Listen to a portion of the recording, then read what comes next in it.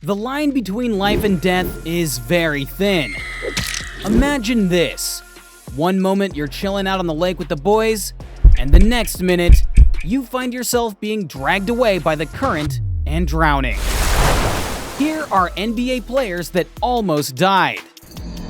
And that close-call drowning accident is exactly what happened to Carmelo Anthony. He saved my life. It all started off as a simple boys' trip to the Bahamas by the all-star trio of Carmelo Anthony, D. Wade, and none other than LeBron James. They started off just chilling on the boat until Melo jumped off and started swimming towards a grotto.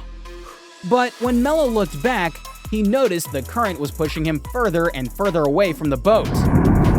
Luckily for Melo, LeBron was used to carrying his teammates. Incredible shot by LeBron James. This man heroically swam back and carried Melo to safety. Another NBA player who barely managed to escape death was Nikola Vucivec. Back in '06, Vucivec and his father were on their way back from a youth basketball camp in the Montenegrin mountain resort town of Kolasin to their home in the coastal city of Bar, when the train suddenly started speeding up. Something was off. All of a sudden, something felt wrong. Something bad is about to happen. The train started flying down the tracks at over 80 miles per hour, with no stop in sight.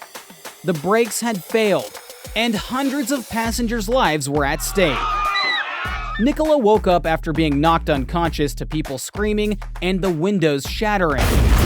This tragic train crash injured hundreds and unfortunately took the lives of 47.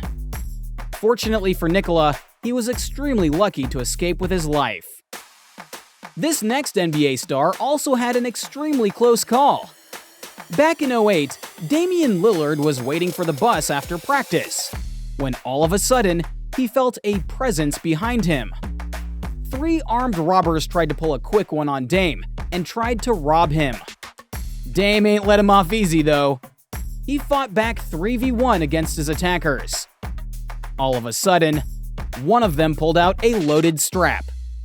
Fortunately for Dame, he managed to run away and escape with his life. Staying in the theme of all-star forwards, we move on to our next guy, Chris Bosh. It all started with rib pains back in 2016.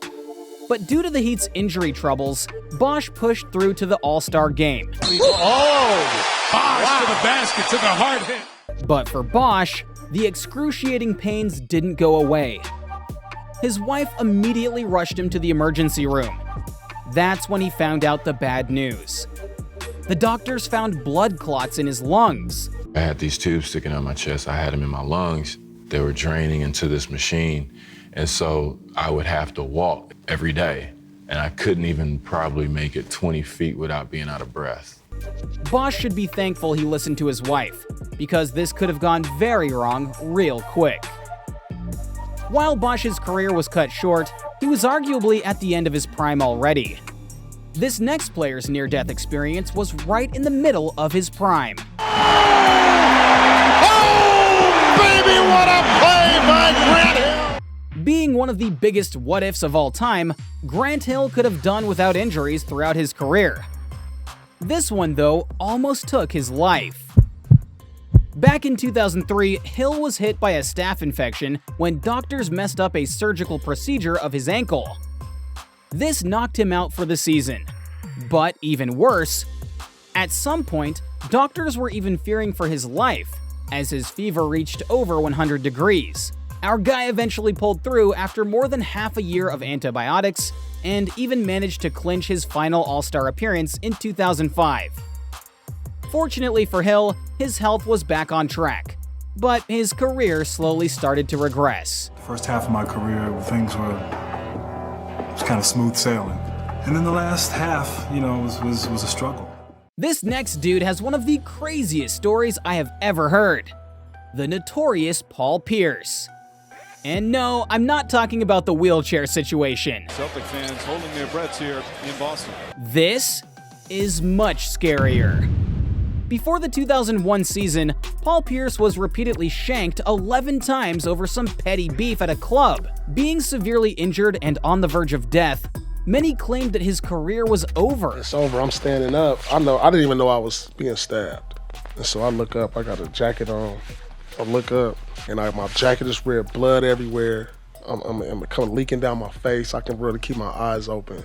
Well, this crazy bastard proved all of them wrong. He came back. Paul recovered throughout the rest of the offseason. And there he was, tip-off Game 1 of the NBA season. That season, Paul Peirce went on to play all 82 games and averaged nearly 25 points a game. Unfortunately, this next player did not bounce back into his career after what happened to him. Jay Williams was an amazing prospect coming out of Duke, but in his first year with the Bulls, he didn't make that big of an impact due to his beef with Jamal Crawford. One day, Williams decided to ride his motorcycle throughout the city. This man's decided to ride without a helmet. The next thing he knew, his bike went crashing into a streetlight. What's even worse, he didn't even have a license to ride the motorcycle. The fallout was horrible. He broke his pelvis, severed the main nerve in his leg, and tore 3 ligaments in his knee. It would take years of rehabbing to even walk or run again. So it was clear very quickly that his career was over. I hit a utility pole going 70 miles per hour, and next thing you know, I was in the hospital for over 2.5 months. And your career was over? Yeah, pretty much at that given moment. I mean, I tried to come back and play for a little bit, but I couldn't do it at the same level that I was at. But my thing is, accidents happen in life, and I really think I'm better for it. This next story is quite heartbreaking. It involves the one and only Lamar Odom. Odom was one of the essential pieces of Kobe's final 2 championship runs. But after making a name for himself in the NBA, Odom's life went downhill quickly. He started struggling with addiction after his son tragically passed away in 2006. And it was spurred on by the death of his grandmother a few years later. But Lamar hit rock bottom in 2015 when he was found passed out in Las Vegas. After taking various drugs, the combination of substances that he used put him in a coma. He was lucky that he managed to pull through. And now Lamar turned his life around as he educates others about his experience and is a beacon of inspiration for those struggling with addictions. This next player almost lost his life while munching on a chicken sandwich. 23-year-old Sixers player Zaire Smith had a life-threatening allergy since he was a kid. The story begins in preschool, when Zaire's eyes swelled shut and his body broke out in hives after being exposed to peanut butter by a classmate. He soon found out that he was deathly allergic to various types of nuts. He managed to keep it under control for 14 years, until one day he took a bite into a chicken sandwich at the Sixers practice facility.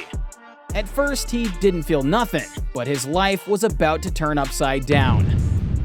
His body broke out in hives, and he frantically tried to use his EpiPen. Unfortunately for Zaire, the EpiPen was expired. Next thing he knew, he woke up in the ER. After 6 weeks in the hospital, Zaire lost over 20 pounds. He didn't let this adversity stop him, though. As soon as he was cleared, he went back to training and rebuilt himself into an elite-level hooper. Slam for Zaire Smith. We're thankful that all of these players managed to bounce back after adversity. Life is short, so be sure to enjoy every moment.